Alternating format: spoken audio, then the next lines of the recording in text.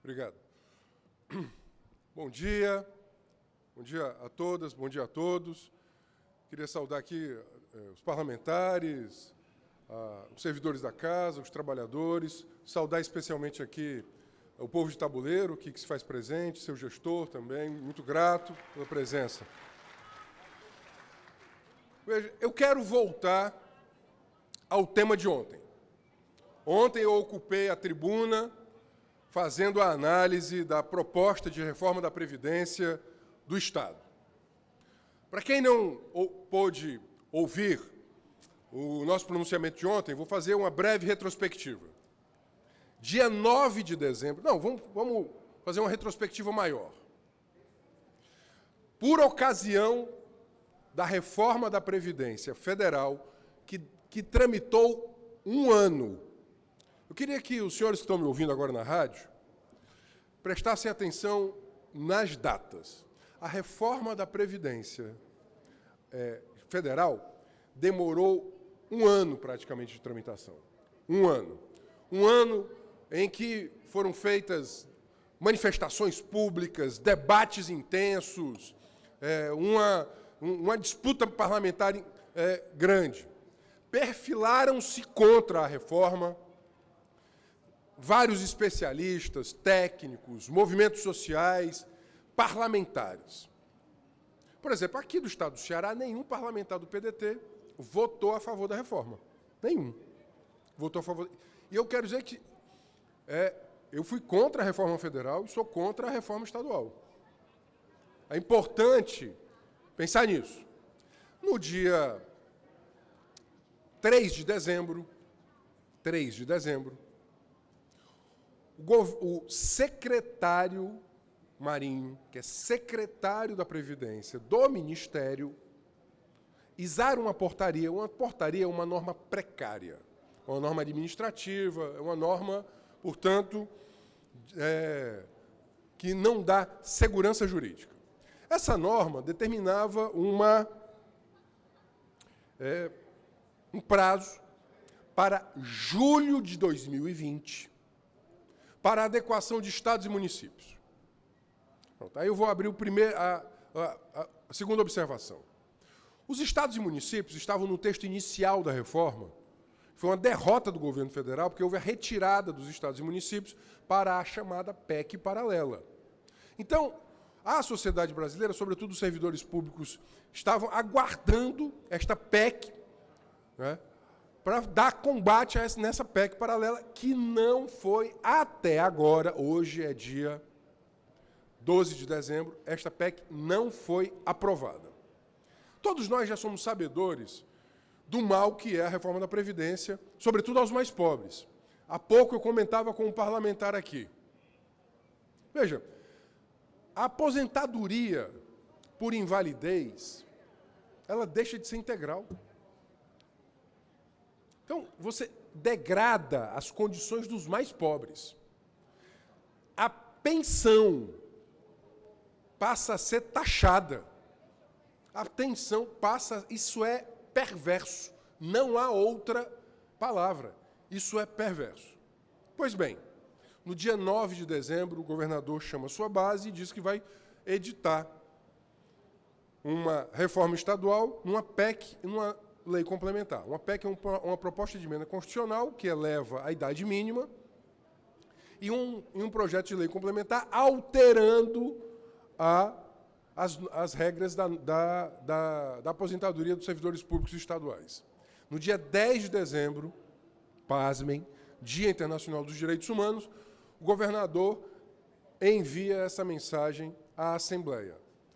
Aí, 10 de dezembro, não há tempo hábil para um debate de fôlego. E, retomando o argumento de ontem e agregando um novo argumento. O argumento do governador, ele dizia, não, eu preciso adequar as normas do Estado à reforma federal em razão da portaria. E eu dizia, e repito, não tem sentido alterar a norma maior do Ceará, a Constituição do Estado em razão de uma portaria precária. Pois hoje eu vou agregar uma nova informação. Ontem eu dizia que há quatro ações diretas de inconstitucionalidade contra a reforma de Bolsonaro. 4. Portanto, o ministro Barroso, relator destas ações, ainda vai, obviamente, oferecer seu parecer, mas já fica a insegurança jurídica sobre o resultado dessas ações e, portanto, a repercussão nos estados e municípios. Mas eu quero agregar um novo elemento hoje. Nosso partido, o PSOL, que votou contra a reforma federal, e eu vou votar contra essa aqui, e eu espero que aqueles partidos que votaram contra na federal votem aqui contra na estadual. O nome disso é coerência. O nome disso é coerência. E quem não é coerente paga um preço na história por sua incoerência. Nós vamos entrar hoje com uma ação de declaração de inconstitucionalidade contra esta portaria, a 1308. Uma portaria não poderia ter determinado o prazo que estados e municípios teriam para adequar-se à reforma federal, sem que a PEC paralela assim o autorizasse. Veja, quero que você compreenda, porque pode parecer muito jurídico isso, mas é um exercício de lógica. A obrigatoriedade de estados e municípios fazerem as suas reformas saiu do texto da federal, entrou na PEC paralela. A PEC paralela não foi votada. O secretário Marinho editou uma portaria sem que a PEC paralela fosse votada. Portanto, a determinação de uma data por si, ela já é precária, inconstitucional. E eu espero que o Supremo, portanto, declare a ilegalidade, a inconstitucionalidade desta portaria. Agora eu pergunto para os senhores, o que é que os senhores e senhoras vão fazer se aprovarem, dia 27 de dezembro, esta PEC?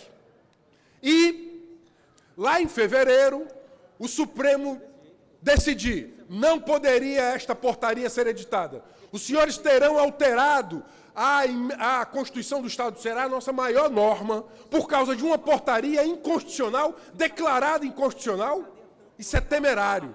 Eu vou repetir, não há sentido votar isso nessa sessão legislativa. Não há sentido votar isso em dezembro. Quem quer votar isso em dezembro tem dois objetivos: reduzir o espaço de debate, o espaço de diálogo na sociedade, não permitir que os servidores se manifestem, Deputado mas, Renato sobretudo, Rosendo, afastar o prejuízo político-eleitoral de aprovar essas medidas amargas no ano eleitoral de 2020. Sejamos claros. Sejamos claros, não pode agir com desfaçatez. Fica dizendo que é para obedecer uma portaria, quando, na verdade, não é isso. É porque sabe da incoerência que representa votar esta reforma aqui. Repito, uma reforma que vai atingir 70% dos servidores, a pensionista que ganha R$2.000, o aposentado que ganha R$2.000, o servidor que ganha R$2.000, por exemplo. São esses os 70% que vão ser atingidos agora. Ela é amarga, ela é maldosa, e é maldosa e age com disfarçatez também aqueles que não falam a verdade, assumam a verdade. Ou então o discurso de vocês, há 3 meses atrás, estava errado. Porque há 3 meses atrás, quando corretamente se colocaram contra a reforma da Previdência, disseram que aqui as contas estavam em ordem. Agora não estão mais? Ameaçaram expulsar uma deputada. Ameaçaram expulsar a deputada Tabata do PDT. Eu vou. Obrigado. Eu vou ouvir o deputado Vitor. Deputado, olha, parabenizar Vossa Excelência, podemos ter divergências, mas eu procuro manter uma coerência. Desde a minha época de vereador, deputado federal, agora estou como deputado estadual, eu mantenho a mesma linha. Fui contra na época do governo Dilma, quando se falava em reforma da Previdência, da maneira que estava. Fui contra na época do presidente Michel Temer. E agora, aqui na Assembleia Legislativa, eu vejo que aqueles que há pouco tempo ameaçaram expulsar uma deputada, que era inclusive do PDT, a deputada Tabata. Vi há pouco tempo discursos acalorados do golpe que estava sendo feito do governo Bolsonaro, aqui de certos parlamentares. Aí eu vejo, inclusive, a liderança maior desse partido dizendo, eu desafio, tem vídeos aqui, qualquer um olhar e ver se um homem se aposenta, pode trabalhar com 65 anos. Discursos firmes e acalorados. Agora, quando passa aqui para a esfera estadual, a coisa muda. E como bem Vossa Excelência colocou, tudo isso é para não trazer desgaste ano que vem no período eleitoral. É isso. Segunda coisa, o servidor que ganhava R$2.000 pagava uma previdência, agora vai pagar 14%. Qualquer coisa para quem já ganha pouco é muito, deputado. E é isso que eu quero chamar a atenção de todos os deputados aqui. Quem ganha R$2.000, R$2.000 e pouco, é a grande maioria dos servidores públicos, não são marajás. E esses vão passar a pagar mais. Qualquer 50, 80, R$100 é muito para quem já está ganhando pouco. Então eu peço sensibilidade por parte do governador Camilo Santana. Primeiro, mandou uma mensagem a toque de caixa, sem dar tempo a nós, oposição, deputado Renato Roseno, discutirmos. É isso. Eu vou reiterar.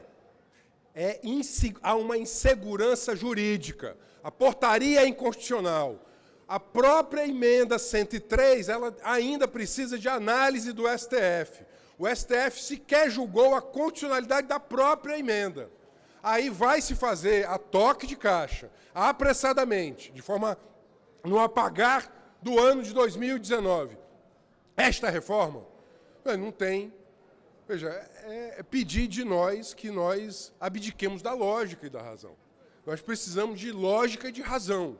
Qual é a lógica e a razão de votar isso em 2019? É para reduzir o desgaste em 2020 e para não permitir a movimentação dos servidores, porque o final do ano, todos sabemos, em razão, né, do calendário, né, de encerramento das atividades, de recesso, é mais difícil, obviamente, fazer manifestações sociais de largo curso. Portanto, e aí eu queria, sobretudo, mais uma vez, cobrar coerência. É incoerente fazer esse movimento aqui, depois de ter feito todo um movimento, repito, correto, contra a reforma da Previdência. É incoerente. E a incoerência, ela cobra um preço muito alto. Portanto, eu repito, falo às lideranças daqui, como minoria que sou, as lideranças da maioria. Retirem a tramitação dessa PEC. Deixem isso para o ano que vem. Aguardem o julgamento do Supremo, os julgamentos do Supremo e a própria PEC paralela. Não tem sentido fazer isso em dezembro de 2019. É amargo, é um pacote natalino amargo ao servidor e à servidora, e isso nos indigna profundamente. Nos indigna profundamente. Eu espero, se a gente conseguir ainda, liminarmente, a queda dessa portaria, eu quero saber quais serão os argumentos dos senhores. Porque nós estamos judicializando essa portaria que dá justificativa, né, a esse atropelo que o governador Camilo Santana utilizou-se agora para essas medidas, repito, medidas injustas contra aquele servidor e servidora, né, mais pauperizado da nossa força pública estadual. Deputado Renato Roseno, só uma coisa ainda, um adendo. Hoje nós temos mais de 40 prefeituras com regime próprio de previdência. Todas elas estão, quase todas, deficitárias. E ninguém toca nesse assunto. Porque depois quem vai ter que arcar com isso é a União e o Estado. E ninguém quer tocar e nem muito menos fiscalizar e cobrar providência desses gestores. Portanto, eu finalizo nesse minuto que me resta conclamando a lógica e a razão, a sensatez e a coerência. Se não tiver lógica, razão, sensatez e coerência, né, pelo menos ajam com transparência para a sociedade cearense, para o servidor e para a servidora. Porque não estão sendo transparentes, não estão sendo honestos no discurso para o servidor e para a servidora. Ou as contas não estavam equilibradas no passado, ou não eram contrários, de fato, à reforma da Previdência. E, por fim, conclamar mais uma vez as associações, sindicatos, o Fórum Unificado dos Servidores e Servidoras, para que se mobilizem. Sem mobilização, não haverá sequer negociação. Sem mobilização, e a principal pauta agora é não votar. Não é dar por favas contadas. Não é se dar por derrotado. A principal negociação agora é não votar este pacote neste ano. Essa é a principal demanda. E nós estamos nos esforçando para isso. Nós estamos nos esforçando para...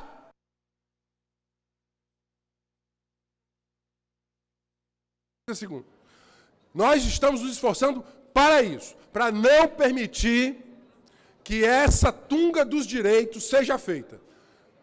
Eu não quero ser profeta do absurdo. Lá na frente, daqui a 6 meses, quando for declarada a inconstitucionalidade dessa portaria, o mal aqui já vai ter sido feito. E aí não se pode mais chorar o leite derramado. Portanto, eu queria conclamar, né, repito, a coerência,